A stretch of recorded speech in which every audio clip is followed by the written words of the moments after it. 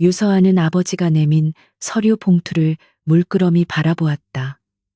그녀의 손끝이 가늘게 떨리고 있었지만 굳게 담은 입술은 그 어떤 감정도 드러내지 않으려 애썼다. 칠흑 같은 밤하늘이 무겁게 내려앉은 것을 그 중심에 선 그녀는 마치 화려한 액자 속에 갇힌 비운의 초상화 같았다. 유 회장은 차마 딸의 눈을 마주치지 못하고 마른 기침을 내뱉었다. 서아야, 이것만이 우리 유진 그룹이 살 길이다. 그 한마디는 쇠망치가 되어 그녀의 마지막 희망을 부수는 소리였다. 유진 그룹, 한때는 도시의 경제를 이끌던 거대한 탑이었으나 최 회장이라 불리는 최민환의 집요한 공격에 속절없이 무너져 내리고 있었다. 그리고 지금 그녀의 아버지는 최민환의 소나귀에서 벗어날 유일한 동아줄을 잡았다고 했다. 바로 태양그룹의 불구자 후계자 권희준과의 정략 결혼이었다. 태양그룹의 권희준 말입니까? 두 다리를 쓰지 못한다는 유서아의 목소리는 유리처럼 차갑고 건조했다. 그녀는 그 남자에 대해 익히 들어 알고 있었다. 몇 년 전 불의의 사고로 하반신이 마비되어 저택에 유폐되다시피 한 비운의 황태자. 도시의 사교계에서는 그를 살아있는 유령이라 불렀다. 그런 그가 왜 하필이면 몰락해가는 유진그룹의 딸을 아내로 맞이하려 하는가. 유 회장은 무거운 한숨과 함께 진실을 털어놓았다. 권희준의 요구는 단 하나였다고 했다. 자신의 불구를 세상의 눈으로부터 가려줄 방패막이, 그리고 태양그룹의 후계자 자리를 넘보는 내부의 적들에게 보여줄 형식적인 아내. 그 대가로 그는 최민환의 자금줄을 차단하고 유진그룹의 부채를 정리해 줄 것이었다. 그것은 명백한 거래였다. 유서아의 인생과 유진그룹의 생존을 맞바꾸는 잔인한 계약. 유서아는 천천히 눈을 감았다. 눈앞에 수많은 직원의 얼굴이 스쳐 지나갔다. 아버지의 평생이 담긴 회사, 그리고 그곳에 기생하며 피를 빨아먹던 최민환의 탐욕스러운 미소. 그녀는 선택의 여지가 없음을 깨달았다. 다시 눈을 떴을 때 그녀의 눈빛은 겨울 호수처럼 맑고도 차갑게 얼어붙어 있었다. 하겠습니다. 그 결혼식은 마치 한 편의 연극처럼 신속하고 은밀하게 진행되었다. 도시에서 가장 호화로운 태양그룹 소유의 호텔 연회장이었지만 하객은 양가직계 가족과 권희준의 주치의, 그리고 변호사뿐이었다. 유서아는 순백의 웨딩드레스를 입었지만 그 무게는 수백 개의 족쇄처럼 그녀의 어깨를 짓눌렀다. 버진 로드 끝 휠체어에 앉은 남자 권희준이 있었다. 그는 사진보다 더 창백하고 무표정했다. 짙은 검은 머리카락은 그의 병약함을 더욱 두드러지게 했고 무릎을 덮은 담요 아래로는 어떤 생명의 온기도 느껴지지 않는 듯했다. 하지만 유서아의 시선을 사로잡은 것은 그의 얼굴이 아니라 그가 앉은 휠체어였다. 그것은 단순한 이동수단이 아니었다. 최첨단 합금으로 제작된 듯한 견고함, 그리고 바퀴에 미세하게 새겨진 복잡한 문양은 마치 왕좌의 축소판처럼 위압적이었다. 유서아가 그의 앞에 섰을 때 권희준은 기계적으로 고개를 들었다. 두 사람의 시선이 허공에서 부딪혔다. 그의 눈은 깊이를 알 수 없는 심연이었다. 그 어떤 감정도 환영도 심지어 경멸조차도 담겨 있지 않았다. 그저 텅 비어 있었다. 마치 값비싼 유리 구슬을 박아놓은 인형처럼. 사제는 지루한 목소리로 혼인 서약을 읊었고 두 사람은 약속된 대답을 내뱉었다. 반지를 교환하는 순간 유서아의 손가락이 그의 차가운 손에 스쳤다. 얼음장 같은 냉기였다. 그녀는 자신도 모르게 움찔했지만 이내 평정심을 되찾았다. 이것은 사랑이 아닌 거래이며 그는 남편이 아닌 계약의 상대일 뿐이다. 그녀는 스스로에게 몇 번이고 되뇌었다. 결혼식이 끝나고 유서아는 유서아가 아닌 권희준의 아내라는 새로운 이름표를 달고 그의 저택으로 향했다. 유리 세장이라 불리는 권희준의 저택은 도시 외곽의 숲속의 거대한 성처럼 자리 잡고 있었다. 외부 세계와 완벽하게 차단된 그곳은 권희준이라는 유령을 가두기에 최적의 장소처럼 보였다. 수십 명의 고용인들이 그림자처럼 움직이며 그녀를 맞이했지만 그들의 눈빛 역시 그들의 주인처럼 공허했다. 신혼 첫날 밤, 유서아는 화려하지만 냉기가 감도는 침실에 홀로 남겨졌다.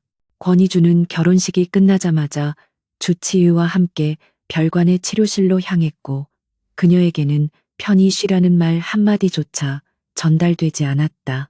거대한 침대, 값비싼 실크 시트, 그리고 창밖을 가린 두꺼운 벨벳 커튼. 이 모든 것이 그녀를 옥죄는 감옥의 일부처럼 느껴졌다. 유서아는 웨딩드레스를 벗어 던지고 샤워기 아래 섰다. 뜨거운 물줄기가 그녀의 몸을 적셨지만 마음속의 한기는 가시지 않았다. 그녀는 생각했다. 과연 이 결혼은 유진그룹을 구할 수 있을까? 그리고 자신은 이 거대한 유리, 세장 안에서 숨이라도 제대로 쉴 수 있을까? 샤워를 마치고 나온 그녀는 침대 대신 창가에 기댔다. 그때였다. 칠흑 같은 어둠 속에서 저택의 정원 반대편, 별관으로 이어지는 복도에 미세한 불빛이 스쳐 지나가는 것을 그녀가 포착했다. 불빛은 아주 잠깐이었지만 그것은 분명 휠체어의 움직임이 아니었다. 너무나 빠르고 은밀했다. 유서아는 미간을 좁혔다. 단순한 경비원의 순찰일까? 아니면 이 거대한 성에 또 다른 비밀이 숨겨져 있는 것일까? 그녀는 불안한 예감을 애써 억누르며 다시 침실을 둘러보았다. 모든 것이 완벽하게 정돈되어 있었지만 어딘지 모르게 부자연스러웠다. 벽에 걸린 추상화, 책상 위에 고풍스러운 램프, 심지어 카펫의 무늬까지도. 그것들은 마치 누군가의 철저한 계산하에 병약한 후계자의 방을 연출하기 위해 배치된 소품들 같았다. 유서아는 본능적으로 직감했다. 이 결혼은 단순히 유진그룹을 구하기 위한 거래가 아닐지도 모른다. 그녀는 자신이 상상했던 것보다 훨씬 더 복잡하고 위험한 게임에 발을 들였음을 깨달았다. 그리고 그 게임의 중심에는 세상에 알려진 것과 전혀 다른 얼굴을 하고 있을지도 모르는 남자, 권희준이 있었다. 그녀는 천천히 침대로 다가가 누웠다. 잠들 수 없을 것이라 생각했지만 극도의 긴장감은 오히려 피로를 몰고 왔다. 그녀가 옅은 잠에 빠져들기 시작할 무렵 침실 문이 소리 없이 열렸다. 검은 그림자가 방 안으로 미끄러져 들어왔다. 그림자는 휠체어를 타고 있지 않았다. 그것은 두 발로 당당하게 서서 잠든 유서아를 차가운 시선으로 내려다보고 있었다. 그림자의 정체는 물론 권희준이었다. 그는 조금 전까지 별관 치료실에서 주치의와 격렬한 논쟁을 벌이고 돌아오는 길이었다. 주치의는 그의 연기가 너무 완벽해서 오히려 의심을 살 수 있다고 경고했다. 하지만 권희준은 코웃음 쳤다. 세상은 보고 싶은 것만 본다. 그들은 태양그룹의 후계자가 무력한 불구이기를 바랐고 그는 기꺼이 그들의 기대를 충족시켜 주었다. 그는 유서아를 내려다보았다. 빛 한 줄기 없는 어둠 속에서도 그의 눈은 먹잇감을 포착한 맹수처럼 번뜩였다. 유서아, 유진그룹의 딸, 최민환의 탐욕을 막아낼 방패막이. 그는 그녀의 모든 것을 조사했다. 명석한 두뇌, 강인한 정신력, 그리고 위기 앞에서도 흔들리지 않는 대담함. 그녀는 단순한 희생양이 아니었다. 어쩌면 자신의 거대한 계획에 마지막으로 필요한 열쇠일지도 몰랐다. 권희준은 그녀의 얼굴 가까이로 몸을 숙였다. 잠든 그녀의 숨결이 그의 뺨에 닿았다. 그는 이 결혼이 그녀에게 어떤 의미인지 알고 있었다. 절망, 체념, 그리고 희생. 하지만 그는 동정 따위는 집어치운 지 오래였다. 이 도시는 거대한 정글이었고 그는 그 정글의 최상위 포식자였다. 다만 지금은 발톱을 숨기고 있을 뿐. 유서아. 그의 입에서 나온 목소리는 낮고 위험했다. 그것은 결혼식장에서 들었던 병약한 목소리가 아니었다. 도시의 밤을 지배하는 자의 냉혹한 울림이었다. 네가 감당해야 할 진실은 네가 상상하는 것보다 훨씬 더 무거울 것이다. 그는 조용히 방을 나섰다. 유서아는 이 모든 것을 모른 채 깊은 잠에 빠져 있었다. 그녀의 첫 번째 시련은 이제 막 시작되었을 뿐이었다. 이 유리쇠장은 그녀를 보호하는 울타리인 동시에 그녀의 모든 것을 시험할 무대가 될 터였다. 그리고 권희준. 그는 그 무대의 연출가이자 가장 무서운 관객이었다. 다음 날 아침 유서아는 거대한 저택의 식당에서 다시 권희준을 마주했다. 그는 어젯밤의 그 위험한 기운은 온데간데 없이 다시 창백한 환자의 모습으로 휠체어에 앉아 있었다. 메이드가 떠다주는 수프를 힘겹게 받아먹는 그의 모습은 연민을 자아내기에 충분했다. 밤새 편히 쉬었습니까? 유서아가 먼저 침묵을 깼다. 그녀의 목소리는 맑았지만 그 속에는 경계심이 담겨 있었다. 권희주는 수프에서 눈을 떼지 않은 채 희미하게 고개를 끄덕였다. 당신이 편했다면 나도 편했겠지. 알 수 없는 대답이었다. 유서아는 더 이상 묻지 않았다. 대신 그녀는 어젯밤 별관에서 본 미세한 불빛을 떠올렸다. 그리고 지금 눈앞에서 펼쳐지는 이 완벽한 연극을 관찰했다. 그녀는 깨달았다. 이 저택에서 살아남기 위해서는 보이는 것만을 믿어서는 안 된다는 것을. 그녀의 진짜 결혼 생활은 이제부터 시작이었다. 권희준의 저택에서의 삶은 정교하게 짜인 거미줄 같았다. 유서아는 그 중심에 걸린 먹이처럼 보이지 않는 수많은 눈들의 감시 속에서 하루를 시작하고 마감했다. 저택의 고용인들은 하나같이 유령처럼 소리 없이 움직였고 그녀를 안주인이라 부르면서도 그 눈빛에는 일말의 존경이나 온기 대신 잘 훈련된 복종과 미묘한 두려움이 서려 있었다. 그들은 유서아를 모시는 것이 아니라 그녀를 감시하는 임무를 수행 중인 듯했다. 저택의 규율은 수도원보다 엄격했다. 정해진 시간에 식사해야 했고 허락된 구역 외에는 함부로 돌아다닐 수 없었다. 특히 권희준의 서재와 별관의 치료실은 절대적인 금지 구역이었다. 유서아는 이 모든 것이 병약한 남편을 보호하기 위한 과도한 조치라고 애써 넘기려 했지만 그녀의 예리한 감각은 그 이면에 숨겨진 위화감을 놓치지 않았다. 가장 이상한 것은 저택의 보안 시스템이었다.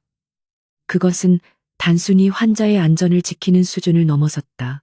복도 곳곳에 숨겨진 최첨단 안구 인식 센서, 미세한 소리까지 감지하는 음향 탐지기, 그리고 정해진 경로를 이탈하면 즉각 경보가 울리는 압력 감지 바닥까지.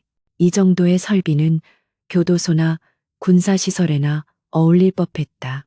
유서아는 이 거대한 성이 권희준을 보호하는 것이 아니라 무언가를 가두고 있거나 혹은 외부로부터 침입을 극도로 경계하고 있음을 직감했다. 그리고 무엇보다 유서아를 혼란스럽게 하는 것은 권희준, 바로 그 자신이었다. 그는 대부분의 시간을 휠체어에 앉아 창밖을 무표정하게 바라보거나 주치의의 진료를 받으며 보냈다. 연민을 자아낼 만큼 연약해 보였지만 유서아는 몇 번이고 그 가면 뒤에 날카로운 편린을 목격했다. 그녀가 불쑥 서재 근처를 지나칠 때 닫힌 문틈 사이로 흘러나온 그의 목소리는 쇠소리처럼 차갑고 단호했다. 그림자 7번, 루트를 변경해. 타깃이 미끼를 물었다. 하지만 그녀가 놀라 멈춰서는 순간 그 목소리는 거짓말처럼 잦아들고 뒤이어 고통스러운 기침 소리가 새어나왔다. 또 한 번은 정원에서 마주쳤을 때였다. 그는 여느 때처럼 담요를 덮고 책을 읽고 있었지만 유서아가 다가가는 것을 미처 눈치채지 못한 듯했다. 그의 눈빛, 그것은 병약한 환자의 공허한 눈이 아니었다. 날카롭게 빛나는 흑요석처럼 정원 구석에서 가지치기를 하던 정원사의 미세한 손놀림 하나까지 꿰뚫어보는 듯한 압도적인 시선이었다. 유서아는 그 눈빛에 순간적으로 숨이 멎는 듯했다. 그녀가 인기척을 내자 그는 천천히 고개를 돌렸다. 그리고 그 찰나의 순간 그의 눈빛은 다시 텅 빈 유리알로 돌아왔다. 그는 희미하게 미소를 지으려 애썼지만 그것은 근육의 경련에 더 가까웠다. 산책이라도 하는 겁니까? 그의 목소리는 갈라지고 힘이 없었다. 유서아는 방금 자신이 본 것이 환각이었는지 의심해야 했다. 하지만 그녀의 가슴은 위험 신호를 감지한 듯 세차게 뛰고 있었다. 저 남자는 연기하고 있다. 완벽하게, 그리고 처절하게. 무엇을 위해서? 누구를 속이기 위해서? 혹시 나를? 그 의심은 눈덩이처럼 불어나 유서아의 밤을 잠식했다. 그녀는 더 이상 이 거대한 유리 새장 속의 순진한 인형으로 머물 수 없었다. 아버지의 회사를 구하기 위해 뛰어든 이 결혼이 실은 더 거대한 음모의 일부일지도 모른다는 공포가 그녀를 덮쳤다. 그녀는 알아야 했다. 권희준의 진짜 얼굴, 그리고 이 저택의 비밀을. 그날 밤 유서아는 잠든 척하다 조용히 침실을 빠져나왔다. 저택은 죽음처럼 고요했다. 그녀는 발소리를 죽인 채 어둠 속을 걸었다. 그녀의 목표는 단 하나, 이 저택의 심장 부이자 가장 의심스러운 곳, 권희준의 서재였다. 복도를 지나는 동안 그녀는 자신이 기억해둔 보안 센서의 사각지대만을 골라 밟았다. 낮 동안 수백 번이고 머릿속으로 시뮬레이션했던 경로였다. 서재문 앞은 예상대로 삼엄했다. 최신형 지문 인식기와 홍채 스캐너가 붉은 빛을 깜박이고 있었다. 하지만 유서아는 포기하지 않았다. 그녀는 문 자체를 노린 것이 아니었다. 그녀가 노린 것은 서재와 연결된 환기구였다. 그녀는 근처의 청소 도구함에서 먼지 더리를 꺼내 환기구 덮개 근처의 미세한 먼지 센서를 교란시켰다. 그리고 미리 준비한 얇은 철사로 덮개에 잠금 장치를 능숙하게 해제했다. 차가운 금속의 감촉과 함께 덮개가 소리 없이 열렸다. 유서아는 좁은 환기구 안으로 몸을 밀어 넣었다. 어둡고 먼지 쌓인 통로였지만 저 너머에서 새어나오는 희미한 빛과 소리가 그녀를 이끌었다. 그리고 그녀는 들었다. 결혼식 날 이후 단 한 번도 듣지 못했던, 아니, 상상조차 할 수 없었던 권희준의 진짜 목소리를. 최민환이 미끼를 물었군.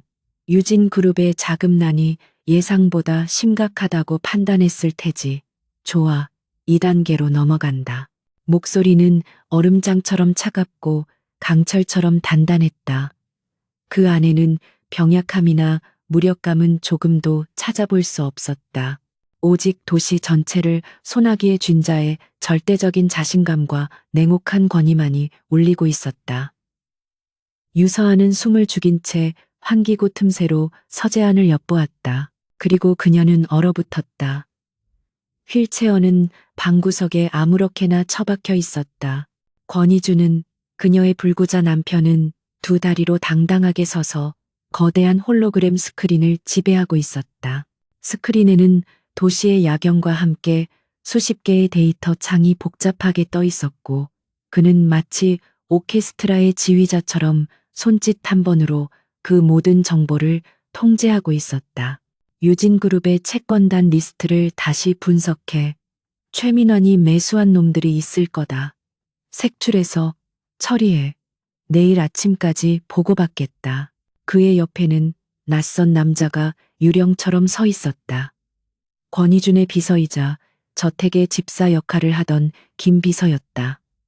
하지만 지금 그의 모습은 유순한 집사가 아니었다. 날카로운 눈빛으로 무장한 그림자 속의 암살자 같았다. 회장님, 유서아 씨는 어떻게 하실 겁니까? 계속 연기하셔야 합니까? 김 비서의 질문에 권희주는 처음으로 움직임을 멈췄다. 그는 천천히 돌아섰고 그의 얼굴이 환기구 틈새로 정확하게 드러났다. 그 얼굴은 유서아가 알던 창백한 환자의 얼굴이 아니었다. 그것은 밤의 제왕, 도시의 어둠을 지배하는 팬텀의 얼굴이었다. 그의 입가에 비릿한 미소가 걸렸다. 유서아, 그 여자는 아직 쓸모가 있어. 최민환을 안심시킬 가장 좋은 미끼니까. 그리고 생각보다 훨씬 흥미로운 장난감이야. 당분간은 이대로 불쌍한 남편 역할을 즐겨야지. 유서아는 온몸의 피가 차갑게 식는 것을 느꼈다. 장난감, 미끼, 그녀는 이 모든 거대한 사기극의 일부였을 뿐이다. 아버지의 회사를 구하려다 괴물의 소굴로 제 발로 걸어 들어온 것이다. 분노와 배신감이 그녀의 머리끝까지 치밀었다. 그때 그녀는 너무 긴장한 나머지 작은 실수를 저질렀다. 그녀의 손이 환기구 벽을 짚으며 미세한 소리를 낸 것이다. 끼릭하는 소리, 그것은 서재의 완벽한 정적 속에서 너무나도 선명하게 울렸다. 권희준의 미소가 순식간에 사라졌다. 그의 시선이 정확하게 유서아가 숨어있는 환기구를 향했다. 누구냐? 그의 목소리는 이제 지휘자가 아닌 사냥감을 포착한 포식자의 것이었다. 유서아는 심장이 멎는 것 같았다. 도망쳐야 했다. 하지만 이미 늦었다. 권희준이 김 비서에게 턱짓을 했다. 잡아. 유서아는 필사적으로 환기구를 기어 나왔다. 복도로 굴러떨어지다시피 한 그녀는 미친 듯이 달리기 시작했다. 그녀의 침실로, 유일하게 안전하다고 믿었던 그곳으로. 하지만 그녀가 복도 모퉁이를 도는 순간 누군가의 단단한 팔이 그녀의 허리를 낚아챘다. 김 비서였다. 그는 유령처럼 그녀의 뒤를 쫓아온 것이다. 놓으세요. 이거 놔. 유서아가 발버둥 쳤지만 김 비서는 쇠로 만든 집게처럼 그녀를 꽉 잡고 있었다. 잠시 후 어둠 속에서 또각또각 구둣발 소리가 들려왔다. 휠체어 소리가 아니었다. 두 발로 걷는 당당한 걸음걸이. 권희준이 천천히 어둠 속에서 모습을 드러냈다. 그는 얇은 실내 가운만을 걸치고 있었지만 그에게서는 어떤 연약함도 찾아볼 수 없었다. 오히려 완벽하게 단련된 근육질의 몸이 가운 아래서 꿈틀거리는 듯했다. 호기심이 고양이를 죽인다는 말 못 들어봤나? 유서아 씨? 그가 유서아의 턱을 거칠게 움켜쥐고 들어 올렸다. 그녀의 눈에 비친 것은 더 이상 공허한 인형이 아니었다. 도시의 절대 권력자, 그녀가 결혼한 남자의 진짜 모습이었다. 유서아는 공포에 질렸지만 지지 않고 그의 눈을 노려보았다. 당신, 날 속였어. 권희준은 재미있다는 듯 웃음을 터뜨렸다. 하지만 그 웃음소리는 너무나 차가워서 유서아는 온몸에 소름이 돋았다. 속인 게 아니야. 단지 네가 진실을 볼 준비가 될 때까지 기다려준 거지. 그런데 생각보다 빠르군. 내 불쌍한 아내. 그가 아내라는 단어에 힘을 주며 말했다. 그리고는 유서아의 귓가에 악마처럼 속삭였다. 이제 어쩔 거지? 이 성의 비밀을 알아버린 이상 넌 두 가지 선택밖에 없어. 내 완벽한 인형이 되어 이 연극을 계속하거나 아니면 사라지거나. 유서아의 눈동자가 세차게 흔들렸다. 이것은 단순한 협박이 아니었다. 이 남자는 정말로 그녀를 사라지게 할 수 있는 힘을 가졌다. 그녀는 자신이 얼마나 끔찍한 진실을 마주했는지, 그리고 이 남자가 얼마나 위험한 존재인지를 뼈저리게 깨달았다. 그녀의 결혼 생활은 이제 막 진짜 지옥의 문을 연 참이었다. 권희준의 차가운 손이 유서아의 턱을 놓아주었다. 그는 마치 더러운 것을 만졌다는 듯 손수건을 꺼내 손가락을 닦아냈다. 그 경멸적인 행동에 유서아는 수치심보다 더 큰 분노를 느꼈지만 그녀는 김 비서에게 여전히 붙잡힌 채였다. 권희주는 그녀를 머리부터 발끝까지 훑어보았다. 그것은 남편이 아내를 보는 시선이 아니라 예상치 못한 변수를 마주한 전략가가 그 가치를 가늠하는 냉혹한 평가였다. 내 성에서 쥐새끼처럼 돌아다닌 대가가 고작 공포라니 재미없군. 그가 나지막이 읊조렸다. 그는 김 비서에게 턱짓했고 김 비서는 유서아를 거칠게 끌고 서재 안으로 들어섰다. 문이 닫히자 바깥 세상과 완벽하게 차단된 권희준만의 영역이 드러났다. 수십 개의 모니터가 도시의 혈관처럼 흐르는 정보들을 실시간으로 비추고 있었다. 유서아는 자신이 상상했던 것보다 훨씬 거대한 힘의 중심부에 끌려 들어왔음을 깨달았다. 권희주는 방 한가운데 놓인 거대한 마호가니 책상 뒤의 의자에 몸을 기댔다. 그것은 더 이상 환자의 휠체어가 아닌 왕의 권좌였다. 그는 다리를 꼬고 앉아 유서아를 올려다보았다. 이제 넌 내 완벽한 인형이 되거나 사라지거나 둘 중 하나라고 했던 그의 말이 귓가에 울렸다. 유서아는 말은 입술을 축였다. 여기서 무너지면 그녀는 정말로 사라질 터였다. 당신이 원하는 게 뭡니까? 유서아는 공포를 억누르고 최대한 담담하게 물었다. 그녀의 목소리는 미세하게 떨렸지만 눈빛만은 꺾이지 않았다. 권희주는 흥미롭다는 듯 눈썹을 살짝 치켜세웠다. 그는 이런 상황에서 울고불고 매달리지 않는 그녀의 담대함이 마음에 들었다. 하지만 그뿐이었다. 내가 원하는 것? 그건 네가 알 바 아니야. 지금부터 중요한 건 네가 무엇을 해야 하느냐다. 그는 자리에서 일어나 그녀에게 천천히 다가왔다. 두 발로 굳건히 선 그의 모습은 압도적인 위압감을 풍겼다. 그는 유서아의 눈앞에 서서 그녀의 귓가에 속삭였다.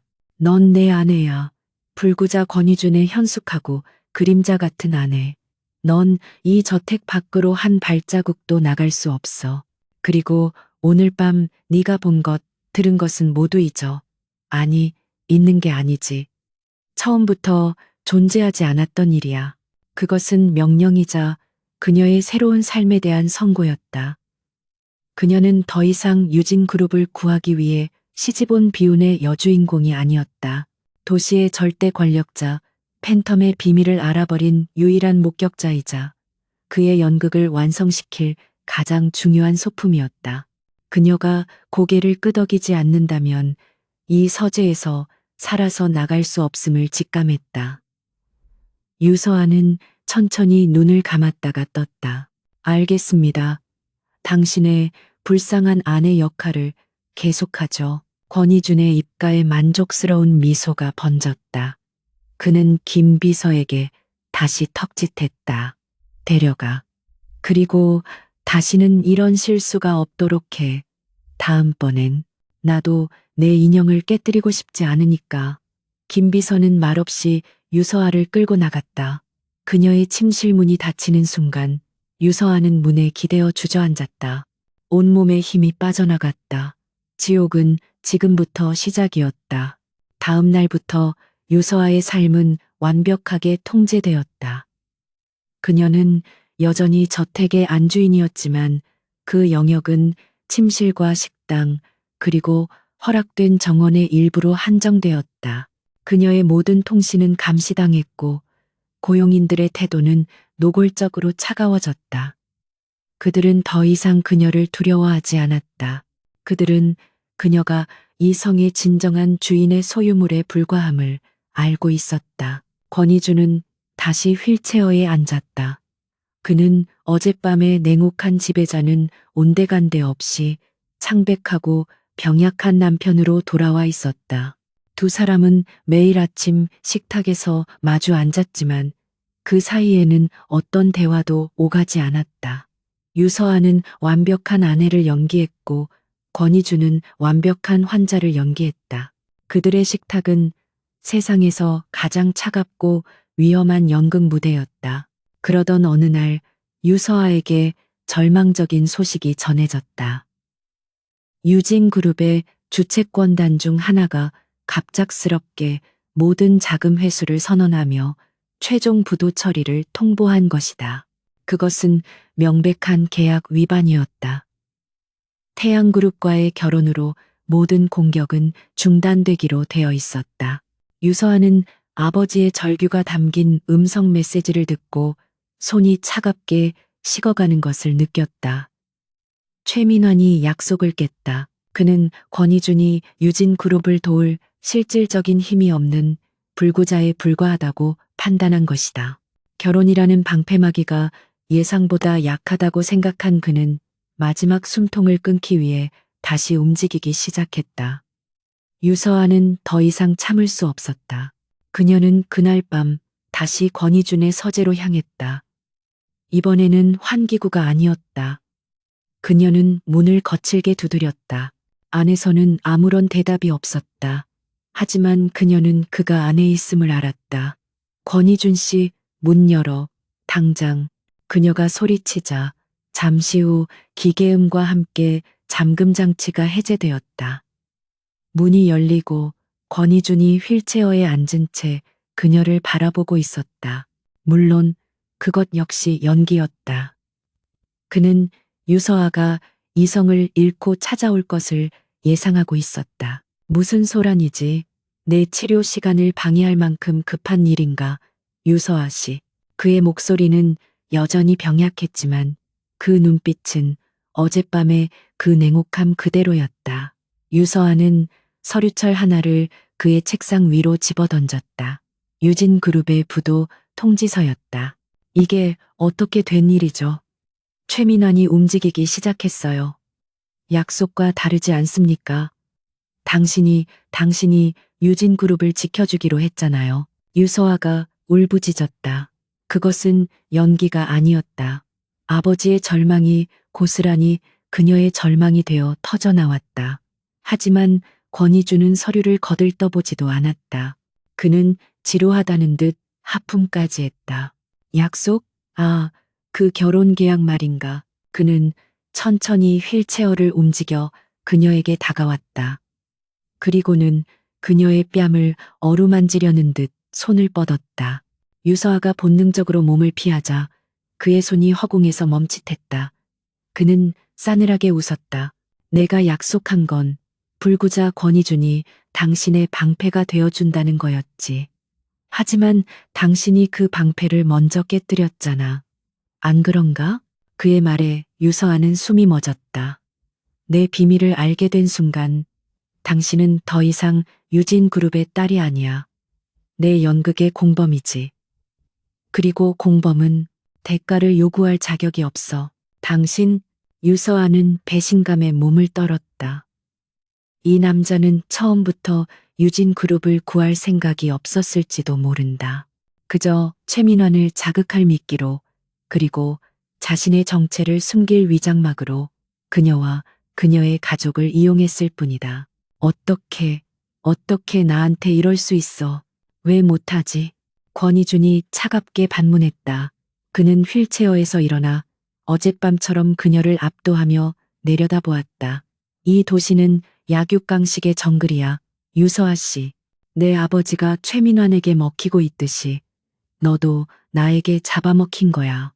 그게 이 도시의 법칙이다. 그는 서재의 거대한 창가로 걸어갔다.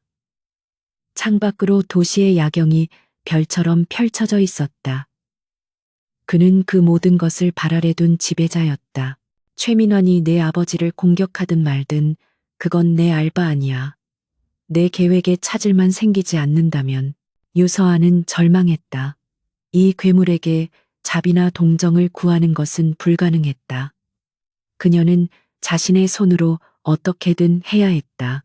아버지의 회사를 그리고 이 지옥에서 빠져나갈 길을 스스로 찾아야 했다. 그녀는 권희준을 노려보며 돌아섰다. 후회하게 될 거야. 권희준, 당신이 오늘 나를 그리고 내 가족을 버린 걸. 그녀는 서재를 뛰쳐나왔다. 권희준은 돌아선 그녀의 뒷모습을 바라보며 의미심장한 미소를 지었다. 후회라, 과연 누가 하게 될까? 그는 그녀의 방에 설치된 컴퓨터가 켜지는 것을 서재의 모니터를 통해 지켜보고 있었다. 그는 유서아의 절망과 분노를 일부러 자극했다. 그는 그녀가 스스로 움직이기를 바랐다. 그녀의 명석한 두뇌가 최민환의 약점을 찾아내길 기대했다. 유서아는 자신의 방으로 돌아와 컴퓨터 앞에 앉았다. 그녀는 더 이상 희생자가 아니었다. 그녀는 복수를 다짐했다. 권희중과 최민환 두 괴물 모두에게 그녀는 자신의 모든 지식을 동원해 최민환의 자금 흐름을 추적하기 시작했다. 유진그룹에서 일하며 어깨너머로 배운 재무지식과 그녀 특유의 날카로운 분석력이 빛을 발하기 시작했다. 그녀는 밤을 새워가며 수백 개의 유령 회사와 암호화된 장부를 파고들었다. 최민환의 제국은 견고해 보였지만 분명 어딘가에 균열이 있을 터였다. 그리고 며칠간의 처절한 추적 끝에 그녀는 이상한 점을 발견했다. 최민환의 자금이 특정 경로를 통해 흘러가다가 마치 거대한 벽에 부딪힌 것처럼 사라지거나 증발해버리는 패턴이 반복되고 있었다. 그것은 단순한 금융사고나 해킹이 아니었다. 누군가가 의도적으로 최민환의 돈줄을 막고 조종하고 있었다. 유서아는 이 보이지 않는 손의 정체를 파고들었다. 그녀는 도시의 가장 어두운 금융 정보가 거래되는 다크웹의 포럼까지 접근했다. 그리고 그곳에서 그녀는 하나의 이름을 발견했다. 팬텀. 그 이름은 공포와 경외의 대상이었다. 도시의 모든 주요 금융거래, 불법적인 자금 세탁, 심지어 정치권의 비자금까지도 이 팬텀의 허락 없이는 이루어질 수 없다고 했다. 그는 모습을 드러내지 않지만 도시의 경제를 실질적으로 지배하는 보이지 않는 황제였다. 포럼의 한 사용자는 그를 이렇게 묘사했다. 그는 도시의 그림자 속에 군림하는 절대 권력자다. 유서아는 모니터에 떠오른 팬텀이라는 단어에서 눈을 떼지 못했다. 심장이 얼음물에 잠긴 듯 차갑게 가라앉았다. 모든 조각이 맞춰졌다. 최첨단 보안 시스템으로 둘러싸인 저택. 휠체어에 앉아 세상을 속이는 남자. 그리고 도시의 모든 정보를 실시간으로 통제하던 서재의 홀로그램 스크린. 권희준. 그녀의 불구자 남편이 바로 이 도시의 그림자 황제 팬텀이었다. 그녀는 자신이 결혼한 상대가 단순한 태양그룹의 후계자가 아니라 도시의 모든 것을 조종하는 절대 권력자임을 깨달았다. 아버지를 구하기 위한 결혼은 호랑이를 피하려다 용의 굴로 들어온 셈이었다. 아니, 그녀는 처음부터 용의 발톱에 붙잡힌 먹잇감에 불과했다. 모니터 스크린에 떠오른 팬텀이라는 단어는 유서아의 망막에 낙인처럼 새겨졌다. 그것은 단순한 텍스트가 아니었다. 그녀가 갇힌 이 거대한 유리 세장의 열쇠이자 그녀의 목을 옥죄는 쇠사슬의 본질이었다. 권희준, 그녀의 병약한 남편, 도시의 모든 것을 조종하는 그림자, 황제. 그 끔찍한 진실은 공포를 넘어 기이한 종류의 해방감을 안겨주었다. 그녀는 더 이상 속고 있는 피해자가 아니었다. 그녀는 진실을 알았다. 이제 그녀에게 남은 선택지는 두 가지였다. 이대로 그의 인형으로 남아 조용히 사라지거나 아니면 이 진실을 무기 삼아 괴물과의 협상을 시도하거나. 유서아는 후자를 선택했다. 그녀는 권희준이 자신을 단순한 미끼나 장난감으로 여기고 있음을 알았다. 하지만 그가 간과한 것이 있었다. 미끼도 장난감도 스스로 생각하고 움직일 수 있다는 사실을. 그녀는 하룻밤을 꼬박 세워 최민환에 대한 모든 것을 정리했다. 그의 성격, 그의 탐욕, 유진그룹을 공격할 때 사용했던 방식, 그리고 그가 권희준을 불구자라 얕보고 있다는 결정적인 오만함까지. 그녀는 이것이 자신이 가진 유일한 패임을 알았다. 그녀는 권희준이 최민환을 노리고 있음을 직감했다. 그리고 그 사냥에 자신은 누구보다 유용한 사냥개가 될 수 있었다. 유서아는 더 이상 몰래 숨어들지 않았다. 다음 날 저녁, 그녀는 권희준이 서재에 있을 시간을 정확히 계산했다. 그리고는 마치 자신의 방에 들어가듯 당당하게 서재의 잠금장치 앞에 섰다. 김 비서가 유령처럼 나타나 그녀의 앞을 막아섰다. 그의 눈빛은 한 번만 더 선을 넘으면 죽음이라고 경고하고 있었다. 비켜요. 팬텀에게 전할 말이 있으니까. 유서아는 김 비서의 눈을 피하지 않고 또렷하게 말했다. 팬텀이라는 단어가 그녀의 입에서 나오는 순간 김 비서의 무표정했던 얼굴이 처음으로 미세하게 흔들렸다. 그의 손이 허리춤의 무기 쪽으로 향하는가 싶었지만 유서아는 한 걸음 더 다가섰다. 당신 주인이 지금 내 가치를 재평가해야 할 순간이거든. 내가 그의 가장 날카로운 칼이 될지 아니면 가장 치명적인 독이 될지는 그의 선택에 달렸다고 전해요. 그때였다. 서재 안에서 들여보내라는 낮고 차가운 목소리가 스피커를 통해 흘러나왔다. 권희준의 진짜 목소리였다. 김 비서는 잠시 망설이다가 이내 굳은 표정으로 잠금 장치를 해제했다.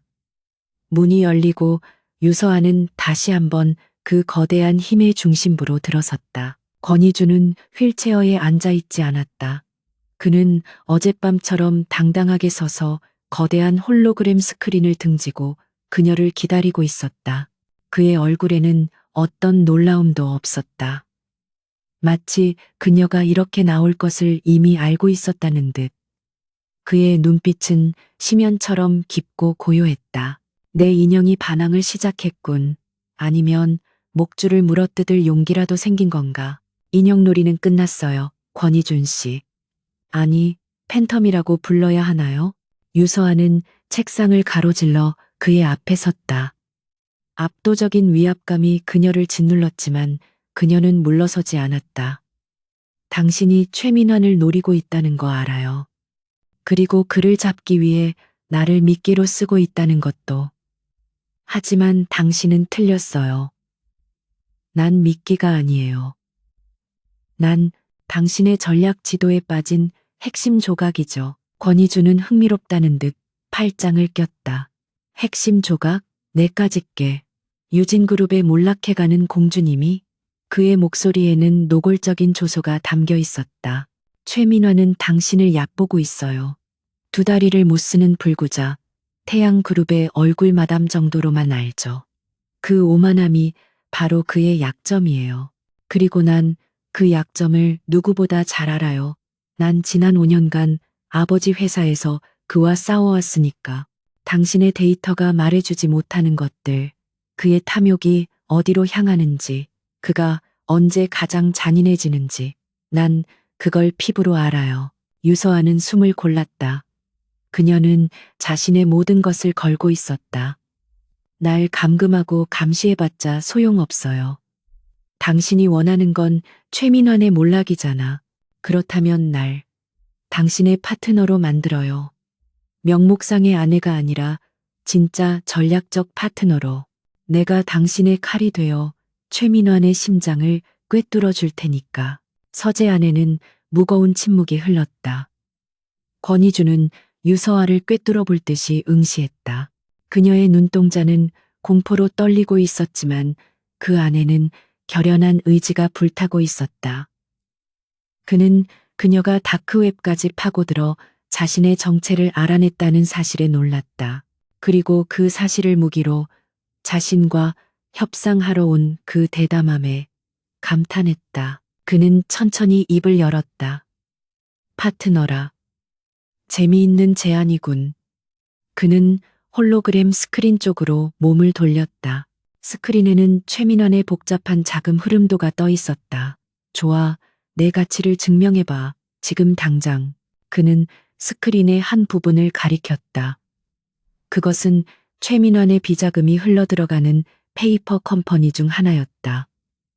이 회사의 실소유주를 찾는데 일주일이 걸렸다.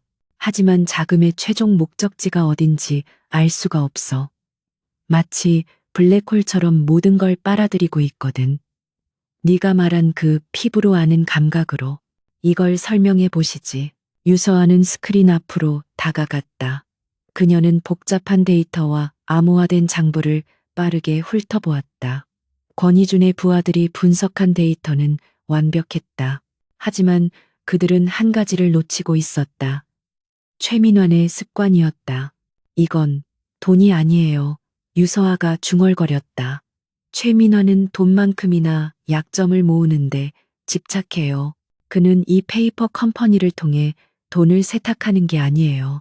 정계와 재계 인사들의 불법적인 거래 내역, 그들의 치부를 구매하고 있는 거예요. 그녀는 스크린을 조작해 특정 거래 내역 몇 개를 확대했다. 이 날짜들을 보세요. 모두 대형 입찰이나 인사청문회 직전이에요. 그는 돈으로 정보를 산 뒤 그 정보로 더 큰 권력을 손에 넣고 있어요. 이 블랙홀의 정체는 돈의 무덤이 아니라 최민환의 비밀 장부예요. 그리고 이 장부가 있는 곳은 유서아는 잠시 망설이다가 확신에 찬 목소리로 말했다. 그의 아들이 운영하는 아트 갤러리 지하 비밀 금고일 거예요. 그는 그 어떤 보안 시스템보다 자기 핏줄의 어리석음을 더 믿는 사람이니까. 아들은 그게 단순한 미술품 보관소인 줄 알겠죠. 권희준의 눈이 가늘어졌다. 그의 분석팀도 찾아내지 못한 가설이었다. 너무나 인간적이고 그래서 더 설득력 있는 분석이었다. 그는 유서아를 다시 바라보았다. 그녀는 더 이상 겁에 질린 사슴이 아니었다. 날카로운 발톱을 세운 암표범이었다. 좋아. 권희준의 입가에 드디어 만족스러운 미소가 떠올랐다. 내 가치는 증명됐다. 유서아. 오늘부터 넌 내 인형이 아니야. 그는 그녀에게 손을 내밀었다. 그것은 화해의 악수가 아니었다. 공범자들의 계약이었다. 내 파트너가 된 걸 환영하지. 이제부터 지옥의 문을 함께 열어볼까. 유서아는 망설임 없이 그의 손을 잡았다. 그의 손은 얼음장처럼 차가웠지만 이상하게도 그 차가움이 그녀에게 힘을 주었다. 그녀는 이 남자의 힘을 이용해 최민환을 무너뜨릴 것이다. 그리고 언젠가는 이 남자로부터도 벗어날 것이다. 첫 번째 임무를 주지. 권희준이 그녀의 손을 놓으며 말했다. 최민환이 주최하는 자선 파티에 참석해 내 불쌍한 아내로서 가서 그가 얼마나 오만해져 있는지 그리고 그의 아들이 얼마나 멍청한지 내 눈으로 직접 확인하고 와. 그것은 그녀의 첫 번째 시험대였다. 유서아는 고개를 끄덕였다. 알겠습니다, 여보. 그녀가 여보라는 단어에 힘을 주며 비꼬듯 말하자 권희준은 소리내어 웃었다. 그들의 위험한 파트너십은 그렇게 시작되었다. 며칠 후 유서아는 도시에서 가장 화려한 자선 파티장의 모습을 드러냈다. 그녀는 권희준이 직접 고른 칠흑 같은 드레스를 입고 있었다. 그녀가 등장하자 모든 시선이 그녀에게로 쏠렸다. 태양그룹의 비운의 안주인. 모두가 그녀를 동정했지만 그녀는 그 시선들을 당당하게 맞받아쳤다. 그리고 그곳에서 그녀는 최민환과 마주쳤다. 최민환은 승리자의 여유로운 미소를 지으며 그녀에게 다가왔다. 이런 유진그룹의 따님 아니신가? 아니, 이젠 태양그룹의 안주인이라고 불러야 하나? 남편께서는 여전히 거동이 불편하신가 보지? 그 노골적인 조롱에 유서아는 분노 대신 차가운 미소를 지어 보였다. 걱정해 주셔서 감사합니다, 회장님. 남편은 재활에만 집중하고 계세요. 회사의 모든 일은 제가 대신 맡아서 배우고 있답니다. 그녀의 당돌한 대답에 최민환의 미간이 미세하게 좁혀졌다. 그는 이 어린 여자가 예상보다 만만치 않음을 직감했다. 유서아는 그의 곁을 스쳐 지나가며 그의 아들 최영민에게로 향했다. 그녀는 최영민에게 접근해 미술에 대한 깊은 조예를 뽐내며 그의 환심을 샀다. 그리고 자연스럽게 진정한 예술품을 위한 완벽한 보관 시스템에 대한 이야기를 꺼냈다. 그녀는 파티 내내 완벽한 연기를 펼쳤다. 권희준의 연약한 아내이자 동시에 호기심 많고 순진한 예술 애호가로서, 그리고 그녀는 최영민이 무심코 내뱉은 한마디를 놓치지 않았다. 우리 갤러리 지하 금고는 스위스 은행보다 안전하죠. 아버지의 진짜 보물들이 잠들어 있거든요. 유서아는 저택으로 돌아와 권희준에게 모든 것을 보고했다. 그녀의 보고를 듣는 권희준의 눈빛은 만족감으로 빛나고 있었다. 유서아는 자신의 첫 번째 임무를 완벽하게 수행했다. 그녀는 더 이상 이 거대한 성의 죄수가 아니었다. 그녀는 이 성의 또 다른 주인이자 가장 위험한 전략가가 되어가고 있었다. 그녀와 권희준의 잔혹한 연극은 이제 이막을 올린 참이었다. 유서아와 권희준의 관계는 기묘한 균형점 위에 섰다. 서재에서의 밤 이후 두 사람은 더 이상 주인과 인형 혹은 감시자와 죄수가 아니었다. 그들은 공동의 목표를 가진, 서로를 완벽하게 불신하지만 서로의 능력을 절대적으로 필요로 하는 전략적 파트너였다. 저택의 공기는 여전히 차가웠지만 그 안에는 이전과 다른 종류의 긴장감이 감돌았다. 그것은 두 마리의 맹수가 같은 먹잇감을 노리며 서로의 다음 움직임을 예의주시하는 아슬아슬한 동맹의 긴장감이었다.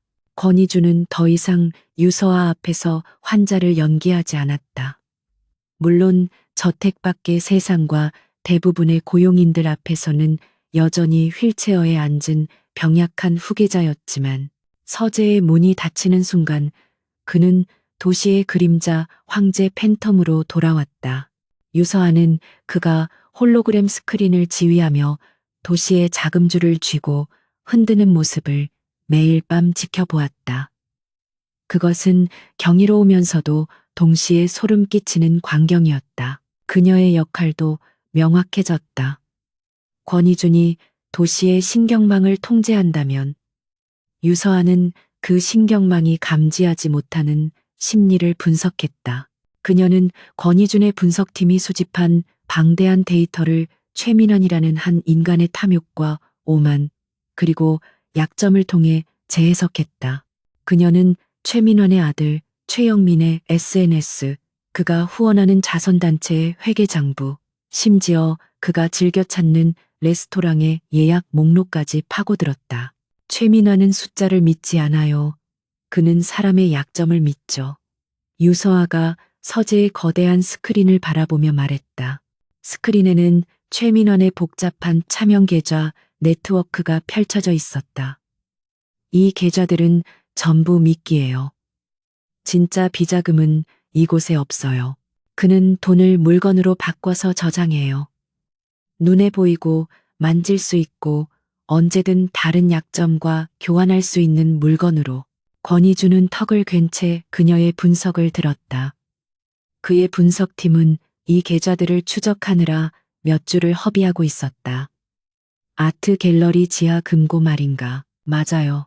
하지만 단순한 미술품이 아닐 겁니다. 유서아는 최영민이 파티에서 흘렸던 말을 떠올렸다. 아버지의 진짜 보물이라고 했어요.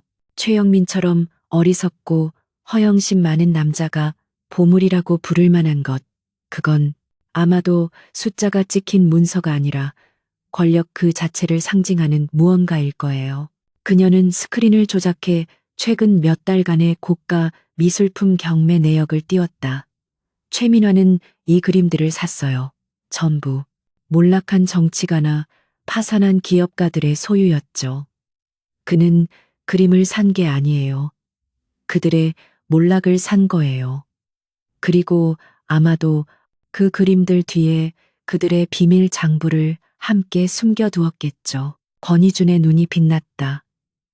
유서아의 추리는 그의 데이터 분석이 놓치고 있던 마지막 퍼즐 조각이었다. 최민화는 돈이 아닌 타인의 약점을 수집해 그것을 자신의 성벽으로 삼고 있었다. 그리고 그 성벽의 열쇠는 어리석은 아들 최영민이 쥐고 있었다. 김비서. 권희준이 낮게 불렀다. 그림자처럼 서 있던 김 비서가 앞으로 나섰다. 아트 갤러리 지하 금고에 완벽한 복제본을 만들어 일주일 주지. 그리고 최영민에게 접근시킬 미끼를 준비해. 그가 거부할 수 없는 미끼로. 권희준의 계획은 빠르고 잔혹했다. 그는 갤러리를 직접 공격하는 대신 최영민 스스로 금고 문을 열게 만들 작정이었다. 유서아는 그 계획의 세부 사항을 다듬었다. 최영민의 약점은 허영심과 여자였다. 권희준은 그에게 완벽한 미인계를 쓸 준비를 했지만 유서아가 막아섰다. 너무 뻔해요. 최영민은 그런 여자를 장난감처럼은 대해도 비밀을 공유하진 않아요. 그가 진짜 원하는 건 인정이에요. 아버지에게서 받지 못하는 인정. 유서아는 권희준을 바라보며 말했다. 그에게 필요한 건 미녀가 아니라 그의 어리석은 예술적 취향을 진심으로 찬양해줄 권위예요. 권희준은 그녀의 의도를 즉각 파악했다. 국제적인 큐레이터를 매수하라는 건가? 그럴 필요도 없어요. 유서아는 미소를 지었다. 우리가 만들면 되니까. 며칠 후 유럽에서 가장 권위 있는 예술 평론가 중 한 명인 다니엘 로시가 비밀리에 한국을 방문했다는 기사가 흘러나왔다. 물론 그 평론가는 권희준의 막대한 자금력으로 만들어낸 가상의 인물이었고 그의 대역은 할리우드에서 은퇴한 성격파 배우가 맡았다. 다니엘 로시는 최영민의 갤러리를 우연히 방문했고 그의 천재적인 안목에 감탄하며 유럽에서 비밀 전시회를 열자고 제안했다. 최영민은 미끼를 물었다.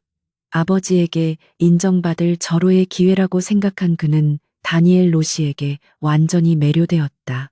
그는 자신의 가장 위대한 업적인 지하 금고의 보안 시스템까지 자랑하며 아버지의 보물들을 유럽으로 옮길 계획에 흥분했다. 모든 것이 유서아와 권희준의 시나리오대로 흘러갔다. 그들은 최영민이 금고를 여는 정확한 날짜와 시간을 손에 넣었다. 이제 남은 것은 그 보물들을 빼돌리고 그 자리에 최민환을 무너뜨릴 폭탄을 설치하는 것이었다. 작전이 실행되기 전날 밤 유서아는 서재에서 권희준과 함께 마지막 점검을 하고 있었다. 홀로그램 스크린에는 갤러리 지하에 3D 도면이 떠 있었다. 모든 준비는 끝났습니다. 김 비서가 보고했다. 최영민은 내일 오후 3시 다니엘 로시와 함께 금고를 열 겁니다. 우리 팀은 그가 보안을 해제하는 순간 시스템을 장악하고 30분간의 시간을 벌 겁니다. 권희준은 말없이 스크린을 응시했다. 그의 얼굴은 어둠 속에서 더욱 차갑게 빛났다. 유서아는 그런 그를 바라보았다. 이 남자는 이 거대한 도시를 상대로 체스를 두고 있었다. 그리고 자신은 그의 가장 강력한 말이 되어 움직이고 있었다. 이 동맹이 언제까지 지속될까? 최민환이 무너진 다음 그의 칼날은 자신을 향하지 않을까? 두렵나? 권희준이 스크린에서 눈을 떼지 않은 채 물었다. 당신이요? 유서아가 반문했다. 아니요. 두려운 건 내가 당신을 너무 많이 닮아가는 것 같아서죠.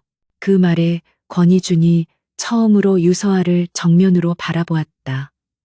그의 눈빛에 스치듯 지나가는 미묘한 감정. 그것은 놀라움도 조소도 아니었다. 그것은 자신과 같은 종류의 어둠을 가진 존재를 알아본 기묘한 동질감이었다. 닮아가는 게 아니야. 원래 내 안에 있던 게 깨어난 거지. 그가 나지막이 말했다. 이 도시에서는 괴물이 되어야 살아남아. 아니면 괴물의 먹이가 되거나 넌 전자일 뿐이야, 유서아. 그는 자리에서 일어나 그녀에게 다가왔다. 그리고는 그녀의 뺨에 걸린 머리카락을 쓸어 넘겨주었다. 그의 손길은 얼음처럼 차가웠지만 유서아는 피하지 않았다. 내일 작전이 성공하면 최민화는 팔 하나를 잃게 될 거다. 하지만 그걸로는 부족해. 난 그의 심장을 원해. 그 심장을 제가 가져다 드릴게요. 유서아가 그의 눈을 똑바로 보며 대답했다. 다음 날 오후 3시 작전은 계획대로 시작되었다. 최영민은 다니엘 로시 앞에서 자신의 금고를 자랑스럽게 열었다. 그 순간 권희준의 팀이 갤러리의 모든 보안 시스템을 장악했다. 가짜 경보가 울리고 최영민과 로시는 안전한 곳으로 대피했다. 그 사이 그림자처럼 침투한 요원들이 지하 금고의 비밀 장부와 약점들을 복제하고 그 자리에 교묘하게 조작된 가짜 데이터와 권희준이 심어둔 트로이 목마를 설치했다. 모든 것은 단 20분 만에 끝났다. 최영민은 아무것도 눈치채지 못한 채 다니엘 로시와 축배를 들었다. 그는 자신이 유럽에서 명성을 떨칠 꿈에 부풀어 있었지만 실상은 아버지의 제국을 무너뜨릴 방아쇠를 제 손으로 당긴 셈이었다. 그날 밤 서재는 축제 분위기 대신 차가운 정적만이 흘렀다. 권희준은 금고에서 빼낸 비밀 장부의 원본 데이터를 검토하고 있었다. 그것은 상상 이상이었다. 정계, 재계, 법조계까지. 최민환의 거미줄은 도시 전체를 올가매고 있었다. 이걸 터뜨리면 도시의 절반이 마비될 겁니다. 김 비서가 침중한 목소리로 말했다. 그래서 안 터뜨릴 거야. 권희준이 차갑게 말했다. 폭탄은 가장 필요할 때 터뜨려야지. 그는 유서아를 바라보았다. 최민환은 아직 몰라. 자신의 가장 강력한 무기가 이제 내 손에 있다는 걸. 유서아는 깨달았다. 권희준은 단순히 최민환을 몰락시키려는 게 아니었다. 그는 최민환의 힘 그 자체를 흡수하려 하고 있었다. 그는 이 도시의 유일한 절대적인 권력이 되기를 원했다. 그리고 자신은 그 위험한 게임에 돌이킬 수 없이 깊이 관여해 버렸다. 그녀의 복수는 이제 그녀만의 것이 아니었다. 그것은 팬텀의 거대한 야망과 뒤엉켜버렸다. 최민환 회장은 승리를 직감했다. 그는 자신의 제국 K월드 그룹의 최상층 집무실에서 도시의 전경을 내려다보며 값비싼 시간을 태웠다. 모든 것이 그의 계획대로 움직이고 있었다. 유진 그룹이라는 에피타이저는 이미 소화가 끝났고 이제 태양 그룹이라는 메인 요리를 삼킬 차례였다. 그가 퍼뜨린 악의적인 루머와 매수한 이사들을 통한 내부 흔들기는 정확히 먹혀들었다. 태양 그룹의 주가는 연일 폭락하고 있었다. 그는 권희준이라는 불구자 후계자를 비웃었다. 고작 몰락한 가문의 딸을 방패막이로 내세운 것부터가 그의 한계였다. 최민환은 권희준이 저택에 틀어박혀 속수무책으로 당하고 있을 거라 확신했다. 그는 태양그룹의 이사들을 소집해 긴급 주주총회를 발의했다. 안건은 단 하나, 무능한 현 경영진 해임 및 K월드그룹으로의 경영권 이전이었다.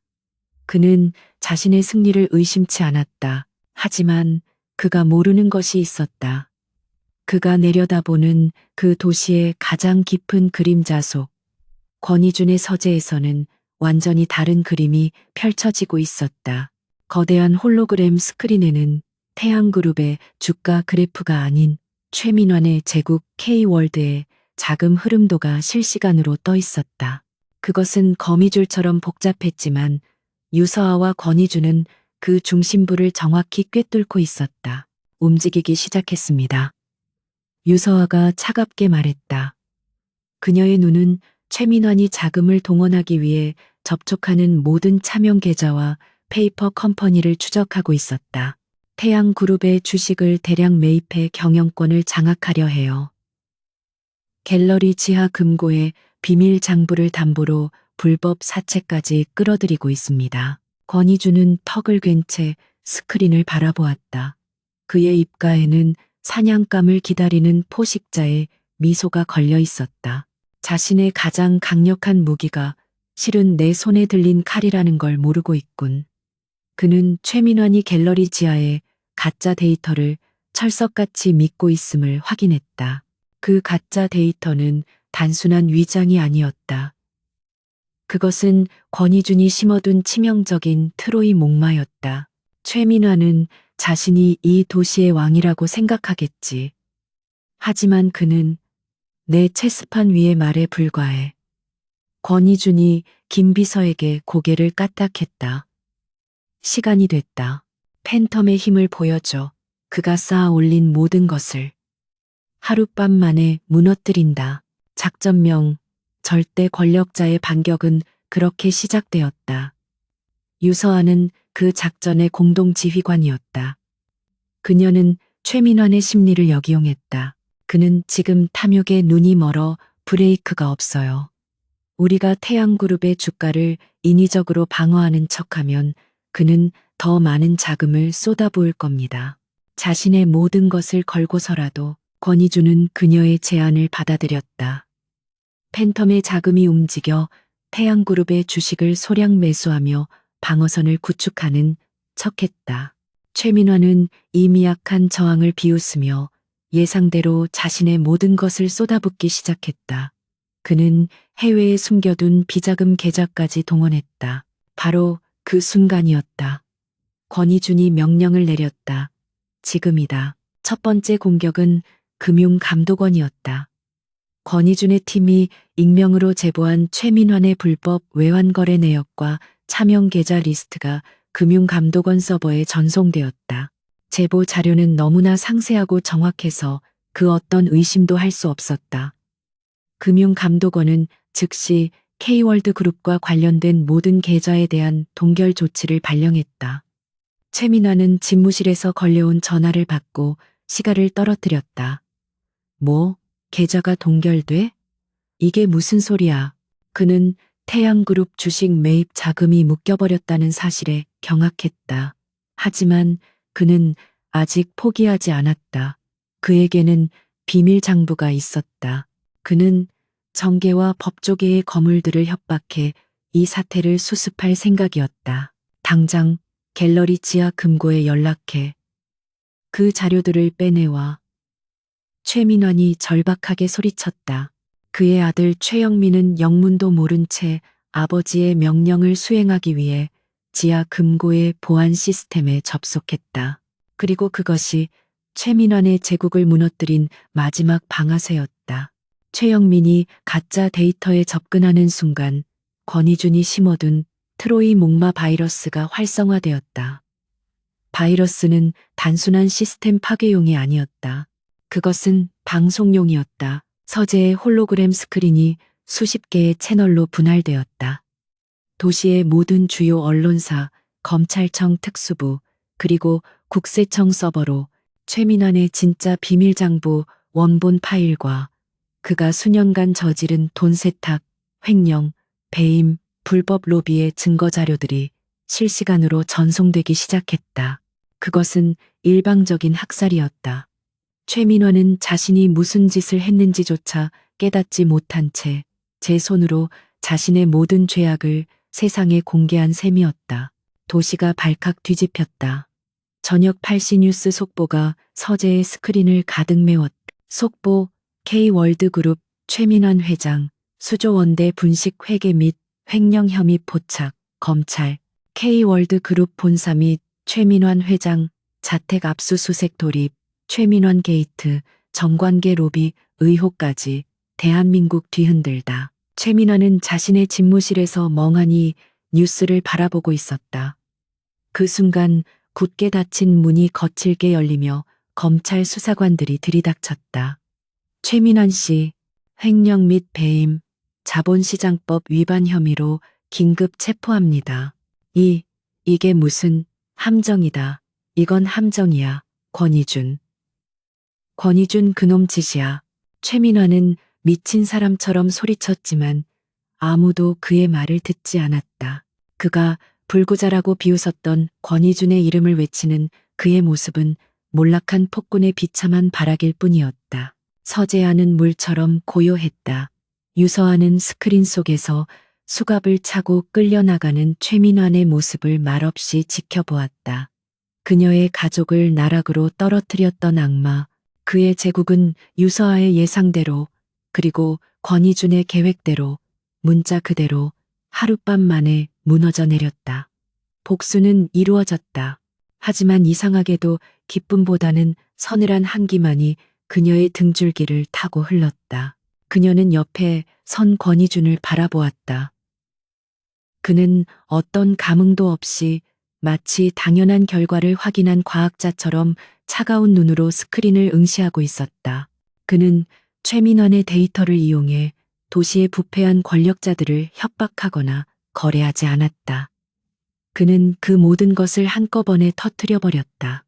낡은 질서를 파괴하고 새로운 질서를 세우기 위해 권희준이 천천히 고개를 돌려 유서아와 눈을 맞췄다.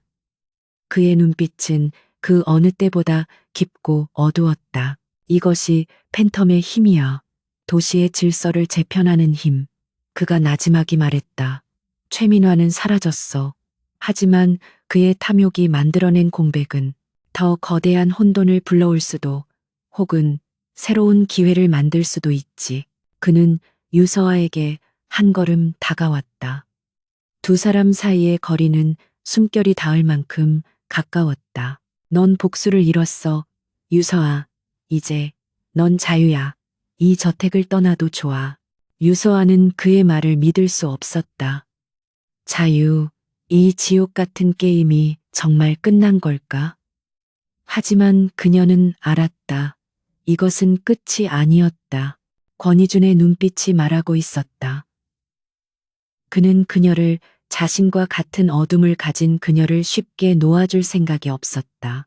아니면 그가 그녀의 턱을 부드럽게 감싸쥐며 속삭였다.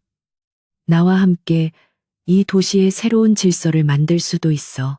더 이상 내 파트너가 아니라 이 도시의 진정한 지배자로서 나와 함께. 유서아는 그의 눈동자 속에 비친 자신의 모습을 보았다. 복수에 불타던 여자는 사라지고 그 자리에 권력의 맛을 알아버린 차갑고 냉철한 또 다른 팬텀이 서 있었다. 그녀는 자신이 돌이킬 수 없는 강을 건넜음을 깨달았다. 최민환의 몰락은 단지 서막에 불과했다. 최민환의 몰락은 도시 전체를 뒤흔드는 거대한 지진과도 같았다.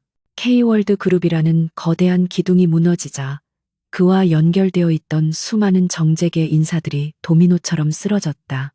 언론은 연일 최민환 게이트를 대서특필했고 검찰은 도시의 부패한 커넥션을 뿌리 뽑겠다며 연일 수사 브리핑을 열었다.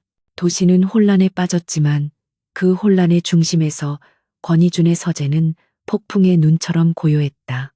유서아와 권희준은 홀로그램 스크린을 통해 이 모든 광경을 지켜보고 있었다. 그것은 그들이 연출한 가장 완벽하고 잔혹한 연극이었다. 유서아는 자신의 복수가 한 개인의 몰락이 아닌 도시의 질서를 재편하는 거대한 방아쇠가 되었음을 깨달았다. 권희준이 그녀에게 건넨 자유라는 말은 달콤했지만 그녀는 이미 알고 있었다. 자신은 이 남자와 이 권력의 정점에서 벗어날 수 없다는 것을. 아직 끝나지 않았어요. 유서아가 스크린에 떠오른 최민환의 수척한 얼굴을 보며 말했다. 그는 검찰 조사를 받으러 가면서도 카메라를 향해 나는 억울하다, 함정이다 라고 소리치고 있었다. 저 눈을 보세요. 그는 아직 포기하지 않았어요. 그는 자신이 왜 무너졌는지조차 이해하지 못하고 있어요. 권희준은 턱을 괜 채 그녀의 말에 동의했다. 맞아. 늙은 늑대는 궁지에 몰리면 마지막 남은 이빨로 상대의 목덜미를 물어뜯으려 하지. 그는 김비서를 돌아보았다. 최민환의 남은 잔당들 움직임은 모두 추적 중입니다. 하지만 회장님, 김 비서의 표정이 그답지 않게 심각했다. 방금 들어온 속보입니다. 최민환이 사라졌습니다. 스크린에 긴급 속보 자막이 떠올랐다. 속보, 최민환 회장, 검찰 이송 중 호송 차량 전복, 현장에서 도주. 그것은 단순한 사고가 아니었다. 최민환이 마지막으로 남겨둔 목숨을 건 충신들이 벌인 필사적인 구출 작전이었다. 도시는 다시 한번 발칵 뒤집혔다. 유서아는 순간적으로 등골이 서늘해지는 것을 느꼈다. 모든 것을 잃은 최민원이 가장 먼저 향할 곳은 어디인가. 그는 자신이 불구자 권희준과 몰락한 가문의 딸 유서아에게 당했다고는 꿈에도 생각하지 못할 것이다. 하지만 그는 본능적으로 알 것이다. 이 모든 일의 배후에 태양그룹이 있다는 것을. 그가 노리는 건 약점일 겁니다. 유서아가 나지막이 말했다. 그가 보기에 당신의 유일한 약점. 권희준은 그녀의 시선을 마주했다. 그의 눈동자가 차갑게 빛났다. 바로 너지. 최민화는 권희준을 여전히 휠체어에 의지하는 무력한 존재로 얕보고 있었다. 그렇다면 그의 분노는 권희준이 내세운 유일한 방패막이이자 이제는 태양그룹의 안주인 행세를 하는 유서아에게로 향할 터였다. 김비서, 저택의 보안을 최고 단계로 올려 그리고 그들을 준비시켜. 권희준의 목소리는 얼음장처럼 차가웠다. 그는 최민환이 이 유리세장으로 제 발로 걸어 들어오기를 기다리고 있었다. 하지만 최민환의 복수는 예상보다 더 교활하고 빨랐다. 그는 저택을 공격하는 대신 유서아가 유일하게 마음을 쓰고 있던 곳, 그녀의 친정인 유진그룹의 회생 사무실을 노렸다. 유서아는 아버지로부터 다급한 전화를 받았다. 서아야, 웬 괴한들이 들이닥쳐서 널 찾는다. 이게 무슨 일이냐? 그것은 함정이었다. 유서아는 아버지를 구하기 위해 저택을 나서는 순간 최민환의 덫에 걸리게 될 터였다. 그녀가 망설이며 권희준을 바라보았을 때 그는 이미 모든 것을 꿰뚫고 있었다. 이건 함정이 아닙니다. 김 비서가 긴급히 보고했다. 최민환이 직접 유진그룹 사무실에 나타났습니다. 유 회장님을 인질로 잡고 있습니다. 유서아의 얼굴이 하얗게 질렸다. 최민환은 권희준이 아닌 그녀의 가장 아픈 곳을 정확히 찔렀다. 그는 유서아에게 연락을 취해왔다. 혼자 지금 당장 자신이 지정하는 장소로 오지 않으면 네 아버지는 죽는다. 장소는 그들이 처음 거래를 했던 폐쇄된 K월드에 버려진 항구 창고였다. 가지마, 함정이야. 권희준이 유서아의 팔을 붙잡았다. 그의 손은 쇠처럼 차갑고 단단했다. 네가 가도 아버지는 무사하지 못해. 알아요. 유서아가 그의 손을 뿌리치며 말했다. 하지만 가야 해요. 이건 내가 시작한 일이고 내 아버지 일이니까요. 그녀는 권희준을 똑바로 바라보았다. 그녀의 눈은 더 이상 공포에 질린 인형의 눈이 아니었다. 그리고 난 더 이상 당신의 미끼나 파트너가 아니에요. 난 유서아예요. 이건 내 심판이에요. 그녀는 권희준의 만류를 뿌리치고 저택을 나섰다. 권희준은 어둠 속에 잠긴 창밖을 바라보며 그녀가 탄 차가 사라지는 것을 지켜보았다. 그의 얼굴은 어떤 감정도 읽을 수 없는 가면처럼 차가웠다. 그는 김 비서에게 짧게 명령했다. 모든 그림자를 풀어. 오늘은 사냥의 날이다. 바닷바람이 거세게 불어오는 폐항의 창고. 유서아는 홀로 방문을 열고 들어섰다. 창고 안은 텅 비어 있었고 중앙에 최민환이 늙고 지친 사자처럼 서 있었다. 그의 뒤에는 마지막 남은 수하 몇 명이 총을 든 채 유서아의 아버지를 결박하고 있었다. 왔구나, 유서아. 최민환의 목소리는 쇠가 긁히는 것처럼 거칠었다. 네가 감히 나를, 내 모든 것을 빼앗아 갔어. 그는 권희준이라는 이름은 입에 담지도 않았다. 그는 이 모든 것이 자신이 무시했던 이 어린 여자의 복수극이라고 확신하고 있었다. 당신이 자초한 일이에요, 최 회장. 유서아가 떨리는 목소리를 애써 감추며 말했다. 아버지를 풀어주세요. 당신이 원하는 건 나잖아요. 그래, 너다. 최민환이 광기 어린 웃음을 터뜨렸다. 그리고 내 불구자 남편 놈의 모든 것 그놈에게 전해. 당장 나를 해외로 빼돌릴 돈과 비행기를 준비하라고. 그렇지 않으면 내년과 내 아비는 여기서 바다의 고기밥이 될 줄 알아. 그것이 최민환의 마지막, 그리고 가장 어리석은 도박이었다. 그는 여전히 권희준을, 그리고 팬텀의 힘을 얕보고 있었다. 그럴 필요 없을 것 같은데, 그때였다. 창고에 거대한 철문이 굉음과 함께 열리며 눈부신 불빛이 쏟아져 들어왔다. 최민환과 그의 수하들이 눈을 가늘게 뜬 순간 어둠 속에서 한 남자가 걸어 나왔다.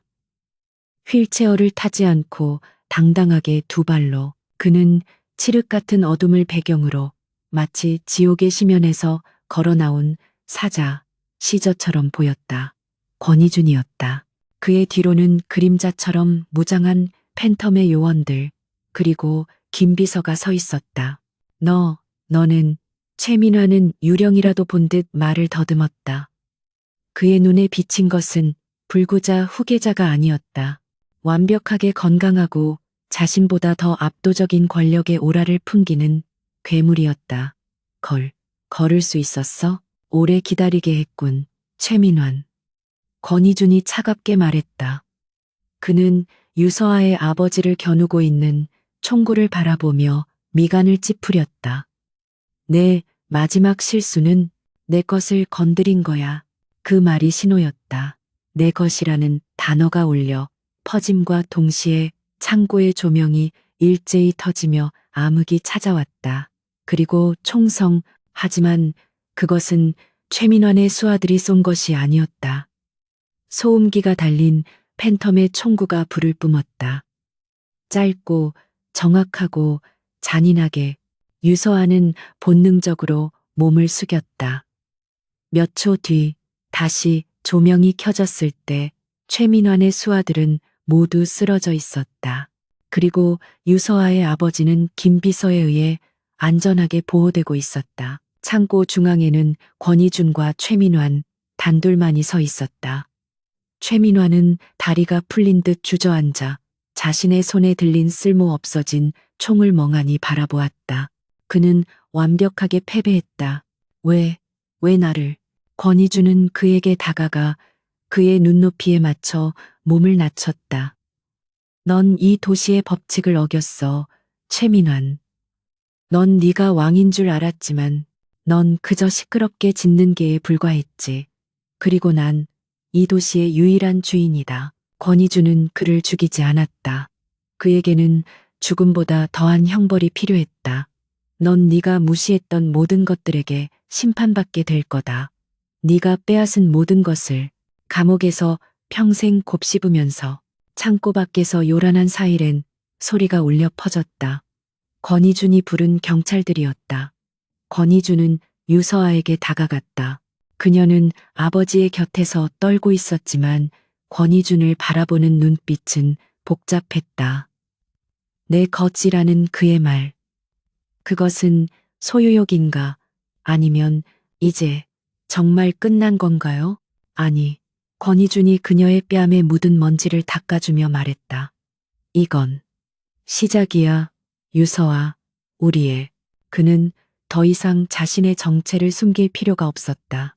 그는 오늘 팬텀으로서의 존재감뿐만 아니라 태양그룹의 건강한 후계자 권희준으로서의 모습도 세상에 드러냈다. 최민환의 심판의 날은 동시에 권희준이 도시의 절대 권력자로 공식 등극하는 날이 되었다. 그리고 유서아는 그 권력의 옆자리에 선 유일한 파트너였다. 패양에서의 총성이 멎은 새벽, 도시는 새로운 국면을 맞이했다. 최민환의 극적인 도주와 그보다 더 충격적인 팬텀의 그림자 요원들에 의한 완벽한 제압, 그리고 그 모든 것의 정점에서 두 발로 당당히 서 있던 태양그룹의 후계자 권희준. 이 모든 사건은 하룻밤 만에 도시의 권력 지도를 완전히 뒤바꿔 놓았다. 언론은 불구자 후계자의 기적적인 회복과 K월드 그룹의 몰락을 동시에 보도하느라 정신이 없었다.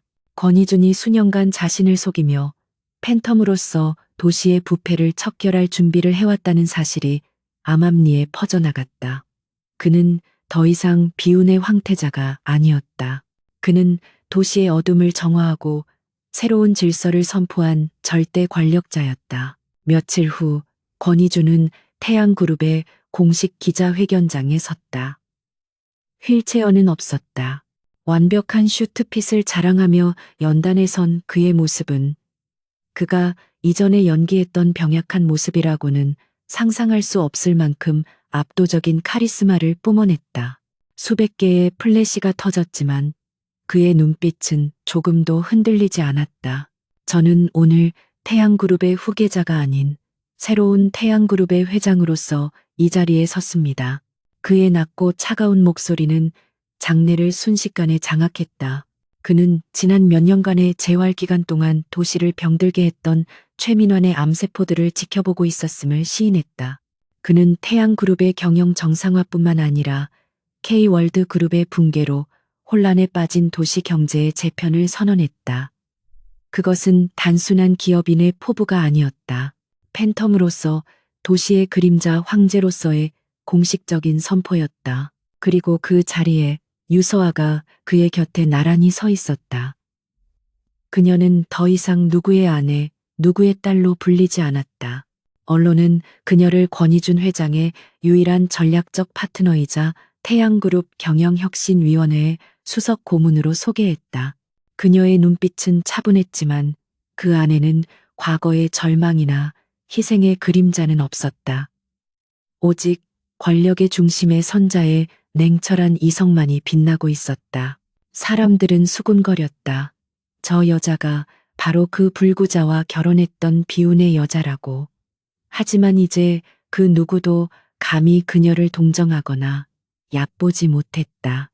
그녀는 괴물의 굴에서 살아남은 것이 아니었다. 그녀는 괴물과 함께 어깨를 나란히 하는 또 다른 지배자가 되어 있었다. 기자회견이 끝나고 두 사람은 저택의 서재로 돌아왔다. 그들만의 성역, 홀로그램 스크린에는 승리를 자축하는 데이터 대신 도시의 재편을 위한 복잡한 청사진이 떠 있었다. 유진그룹은 아버지의 손에 무사히 돌아갔고 권희준의 지원하에 빠르게 안정을 되찾고 있었다. 하지만 유서아는 더 이상 그곳에 얽매이지 않았다.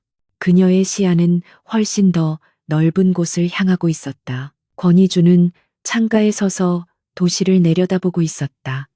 유서아는 그런 그의 뒷모습을 바라보았다. 태양에서 그가 외쳤던 내 것이라는 말이 귓가에 맴돌았다. 그것은 단순한 소유욕이었을까? 아니면 이제 모든 게 끝났군요. 유서아가 먼저 침묵을 깼다. 권희준은 천천히 돌아섰다. 그의 얼굴에는 언제나처럼 차가운 미소가 걸려 있었지만 유서아를 바라보는 눈빛만은 미묘하게 달라져 있었다. 그 안에는 더 이상 평가나 시험이 아닌 자신과 동등한 존재를 바라보는 깊은 인정이 담겨 있었다. 그래, 최민화는 끝났지. 그가 책상으로 걸어가 서랍에서 낡은 서류 봉투 하나를 꺼냈다. 그것은 유서아가 이 저택에 처음 들어오던 날 서명했던 그들의 결혼 계약서였다. 약속대로 넌 이제 자유야, 유서아. 권희준이 계약서를 그녀 앞으로 내밀었다. 이걸 찢어버리고 원하는 곳으로 가도 좋아. 내 아버지 곁으로 가든 아니면 이 도시를 떠나든 내 몫의 보상은 상상하는 것 이상으로 챙겨주지. 유서아는 계약서를 물끄러미 내려다보았다. 이 종이 한 장이 그녀의 지옥 같은 삶의 시작이었다. 그리고 이제 그것이 그녀에게 자유를 약속하고 있었다. 그녀는 천천히 고개를 들어 권희준을 바라보았다. 자유라고요. 그녀는 얕은 미소를 지었다. 내가 이 저택을 떠나면 당신은 어쩔 거죠? 당신의 옆자리에 나만큼 당신의 어둠을 이해하고 당신의 야망을 감당할 수 있는 사람을 찾을 수 있을까요? 권희준의 눈동자가 가늘어졌다. 당신은 날 파트너라고 불렀죠. 하지만 난 알아요. 당신에게 파트너란 언제든 교체 가능한 말에 불과했다는 걸. 하지만 난 더 이상 당신의 말이 아니에요. 유서아는 계약서를 집어들었다. 하지만 그녀는 그것을 찢지 않았다. 대신 그녀는 그 계약서를 권희준의 책상 위에 다시 올려놓았다. 이런 종이 쪼가리는 필요 없어요. 우리의 첫 번째 계약은 당신이 날 속였고 내가 당신에게 복수하기 위해 손을 잡았던 거래였죠. 그녀는 권희준에게 한 걸음 다가섰다. 두 사람의 거리는 그들의 권력만큼이나 아슬아슬하고 가까웠다. 이제 새로운 계약을 하죠. 팬텀과 유서아가 아니라 권희준과 유서아로서. 무슨 계약을 원하지? 권희준이 그녀의 의도를 파악하려는 듯 그녀의 눈을 깊숙이 들여다보며 물었다. 소유나 복종의 계약이 아니에요. 유서아는 그의 눈을 피하지 않았다. 이 도시의 빛과 어둠을 함께 다스릴 지배의 계약. 당신이 태양그룹이라는 빛을 다스린다면 난 팬텀이라는 당신의 그림자를 다스리겠어요. 당신의 옆에서 당신과 동등하게. 그것은 세상 그 어떤 파트너십보다 더 위험하고 더 완전한 제안이었다. 권희준은 잠시 침묵했다. 그의 차가운 가면 뒤에서 격렬한 감정이 요동치는 것이 느껴졌다. 그는 그녀가 이 정도일 줄은 몰랐다. 그녀는 자신의 어둠을 받아들인 것을 넘어 그 어둠을 지배하려 하고 있었다. 권희준은 마침내 웃음을 터뜨렸다. 그것은 서재에서 들었던 차가운 조소가 아니었다. 진심으로 흥미롭고 만족스러운 자의 웃음이었다. 그는 유서아가 내민 그 결혼 계약서를 집어들었다. 그리고는 그것을 반으로 찢어버렸다. 좋아. 그 계약 받아들이지. 그는 찢어진 계약서를 재떨이에 버리고 대신 유서아의 손을 잡았다. 그의 손은 여전히 차가웠지만 그 차가움은 이제 그녀에게 익숙한 온기가 되어 있었다. 더 이상 종이 따위는 필요 없어. 우리의 계약은 바로 이거니까. 그가 유서아의 손을 자신의 가슴팍, 심장이 뛰는 곳으로 가져갔다. 이 도시의 절대 권력은 나 하나로 충분하지 않아. 너와 나, 우리가 함께일 때 비로소 완성되는 거야. 그는 유서아를 끌어당겼고 두 사람은 창가에 나란히 섰다. 밖에는 칠흑 같은 어둠이 물러가고 도시의 스카이라인 위로 새로운 태양이 솟아오르고 있었다. 그것은 이 도시가 맞이할 새로운 질서, 도시의 새로운 여명이었다. 유서아는 더 이상 장애인이라 믿고 결혼했던 불행한 여자가 아니었다. 그녀는 이 도시의 절대 권력자, 그 남자의 곁에 유일하게 설 수 있는 동등한 지배자이자 그의 심장을 가진 유일한 파트너였다. 그들의 진짜 이야기는 이제 막 시작되고 있었다.